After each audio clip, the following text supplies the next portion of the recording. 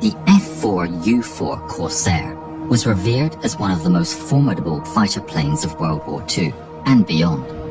It was a marvel of aeronautical engineering. With its distinctive wing design and powerful engine, it achieved a top speed of over 440 miles per hour.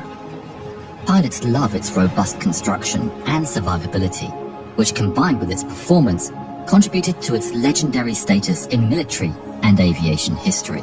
That said, its incredible engine made the Corsair as feared as it was respected. The Corsair's fuselage was constructed of aluminum formers, intricately shaped for aerodynamic efficiency, and connected by longerons, which made for a lightweight and sturdy construction.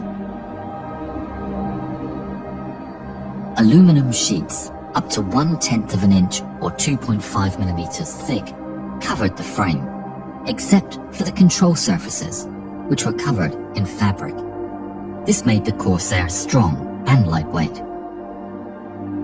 The shape of the fuselage frame varied along its length. Forward of the cockpit, the frame was roughly oval, transitioning to a tear-shaped cross-section and then to a conical form towards the rear. The frame was divided into 4 main sections: engine, forward, middle, and rear, with a total length of 33 feet 8 inches or 10.26 meters. A fireproof bulkhead was installed between the engine and the forward section. To maximize the efficiency of its powerful engine, the Corsair was equipped with a large propeller, which needed substantial clearance for takeoff and landing. Extra long wheel struts were considered as a solution. However, the Corsair's design got around this issue through its recognizable wing structure. The solution for the Corsair was adopting an inverted gull-wing W-shaped design. The wing at the roots was angled downwards at -23 degrees, and then the outer folding wing sections were angled upwards at +8.5 degrees. This innovative wing design allowed for shorter landing gear, which also reduced drag at the junction of the wings and the airframe. But it was at the expense of added complexity in construction and increased weight. Despite these challenges, the overall design was remarkably sturdy and capable of withstanding maneuvers up to 11 G. Folding wings were essential for conserving space on an aircraft's carrier deck. The wing roots housed large intakes for the oil coolers and the engine supercharger, necessary for the efficient operation of the aircraft's powerful air-cooled engine at high speed and at high altitude. While functional for engine performance, these intakes produced a distinctive whistling sound at certain speeds, especially during dives, leading some Japanese ground troops to famously nickname the Corsair the Whistling Death. The center wing also contained landing gear wells and 2 hardpoints capable of carrying bombs up to 1,000 pounds or 454 kilograms each, or drop tanks. The folding sections of the wings had a metal skin on the forward part, extending from the leading edge to the main spar, while the area to the rear of the main spar was covered in fabric. 3.50 caliber Browning M2 machine guns were mounted near the root of each folding console. Under the wings, racks were installed for HVAR 5-inch unguided rockets, accommodating 4 rockets per side. An essential aerodynamic feature was installing a 6-inch stall strip on the leading edge of the outer right wing, just outboard of the gun ports. This small addition corrected an early design flaw where the Corsair's wings had different stall speeds, causing the aircraft to tilt or even crash during landing. For instrumentation, a pitot tube was installed near the tip of the left wing, and a gun camera was mounted in the right wing, near the guns. The Corsairs' control surfaces were intricately designed to enhance its maneuverability and performance.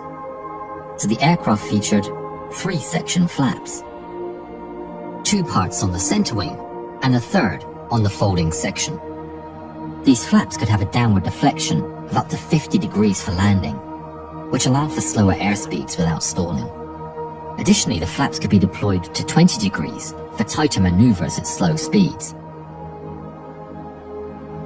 Despite the many advancements of the F4U 4 model compared to its predecessors, the Corsair still had some handling issues. The powerful engine and large propeller generated considerable torque, which could cause the aircraft to tilt to one side if the throttle was suddenly increased. This was a significant concern during aborted landings, or if there were engine problems during takeoff. Pilots were advised to be cautious with throttle changes in such situations. If not carefully managed, an excessive increase of power could lead to wing clipping or even a complete rollover. In earlier models, this torque effect contributed to the Corsair being nicknamed the Ensign Eliminator, as it was particularly dangerous for inexperienced pilots who could overreact to the aircraft's behavior. The Corsair was powered by the Pratt & Whitney R2800 18W Double Wasp, an air-cooled radial engine renowned for its robust performance. This engine featured 2 circles of 9 specially arranged cylinders stacked one after the other, giving 18 cylinders in total. The engine displacement was 46 litres. The W in the engine's name signifies the presence of a water methanol injection system. This system was capable of temporarily boosting the engine's performance at the expense of a significantly reduced lifespan of the engine. Under this boost, the engine could achieve a power output of 2,450 horsepower or 1,830 kilowatts. However, this mode of operation, known as Wartime Emergency Power, or WEP, was intended only for extreme circumstances. It could wear out the engine even when it was used for a very short period, drastically shortening the operational lifespan from hundreds of hours to a dozen minutes. During World War II, the average service life of a fighter engine was approximately 2 months of active duty, translating to around 50 hours of motor operation. The F4U-4 was equipped with a 4-bladed Hamilton Standard hydromatic propeller, measuring 13 feet 2 inches in diameter, or a shade under 4 meters.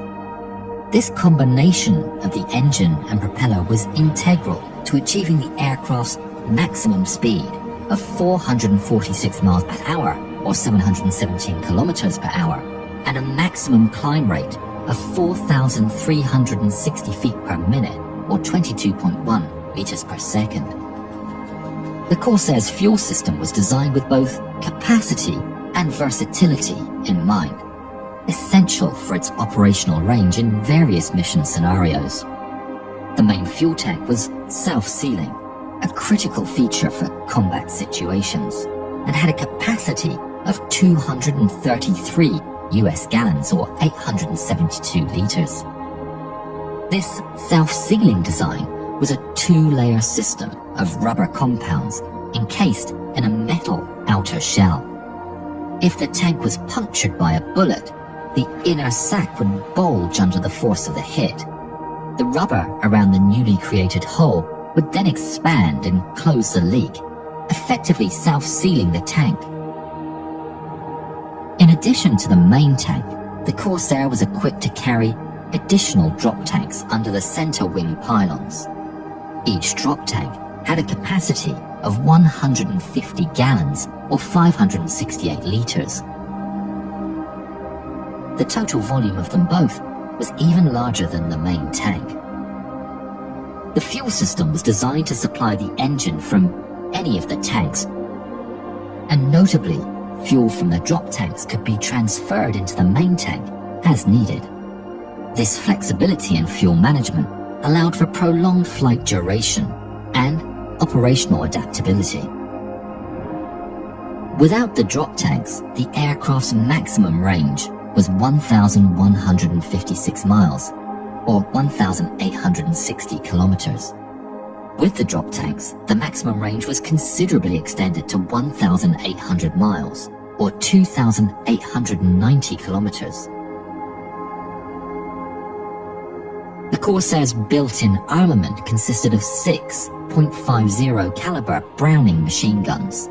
Underneath its wings was the option for 8 5-inch HFAR rockets in launch racks, and a combination of bombs, rockets,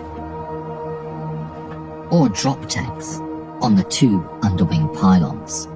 This flexibility meant that it could be equipped as a close support fighter bomber or a long-range fighter as needed. The maximum external load the aircraft could carry was 4,000 pounds or 1,816 kilograms.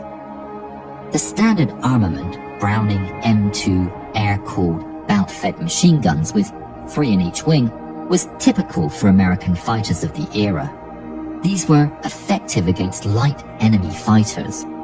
The 2 outermost machine guns on the Corsair held 375 rounds per barrel, while the remaining 4 had 400 rounds each. Gun convergence was usually set between 300 and 500 yards, depending upon the pilot's preference, enhancing accuracy in aerial engagements.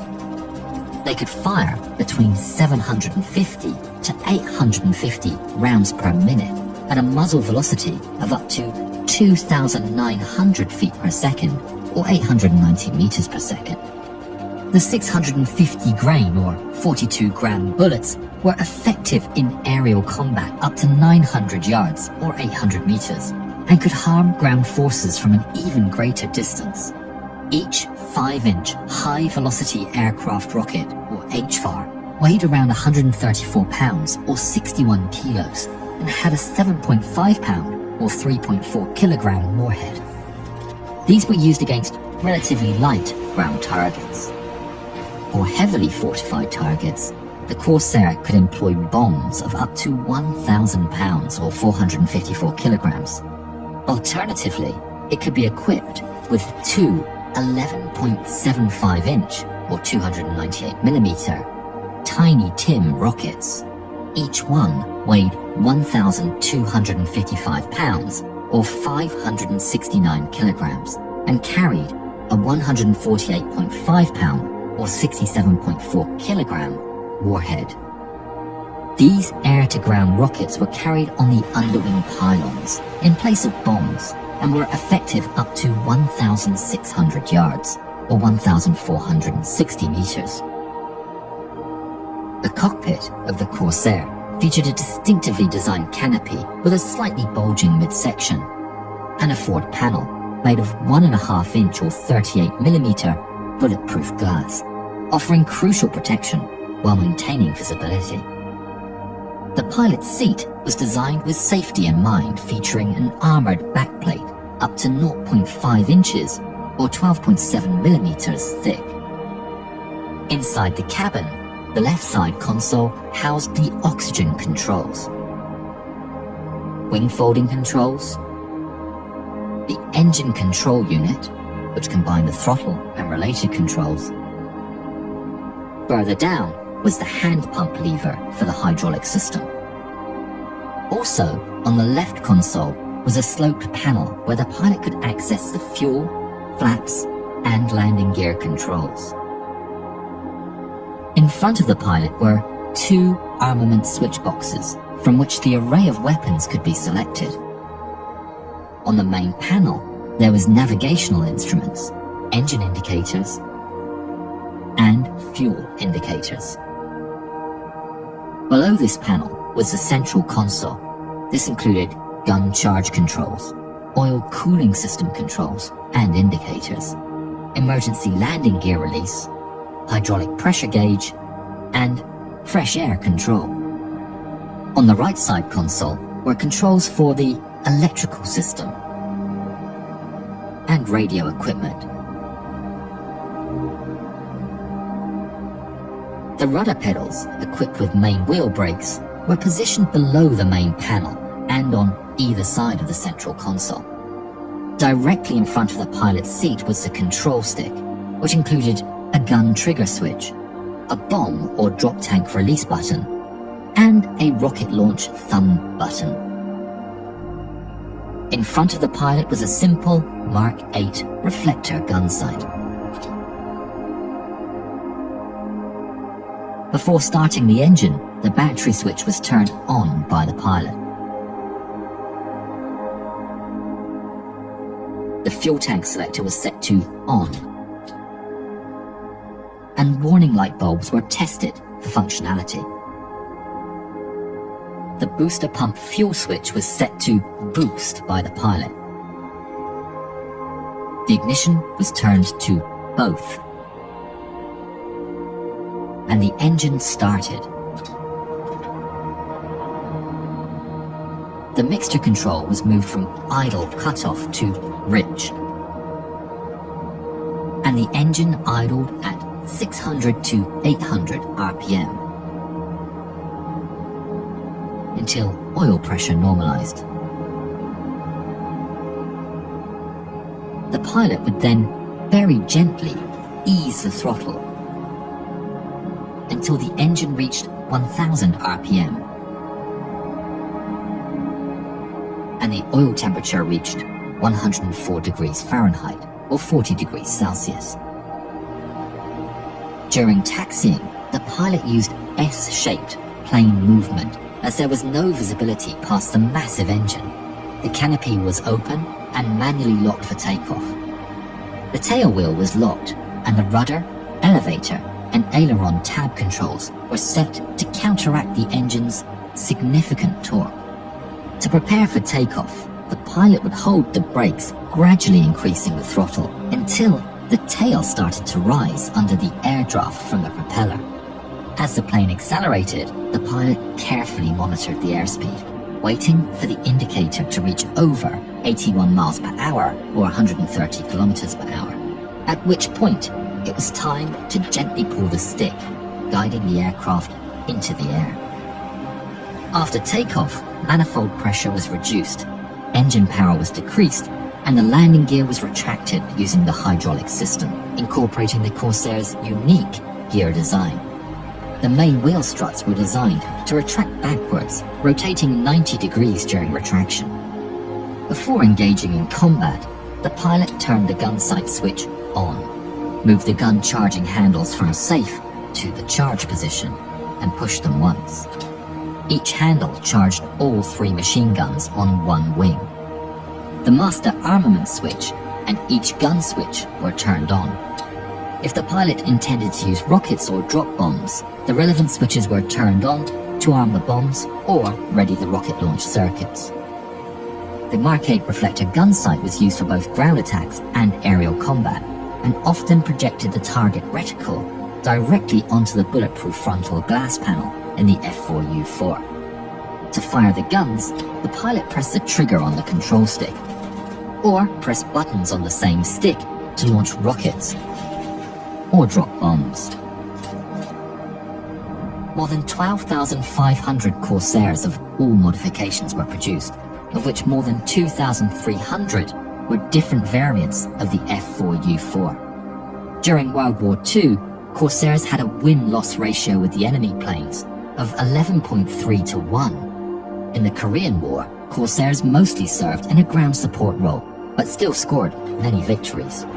The Corsair remained in production for over a decade, from 1942 to 1953, well into the jet age. It was a mainstay in the United States Air Force, and then several other countries for over 30 years, showcasing its enduring utility and effectiveness as a military aircraft.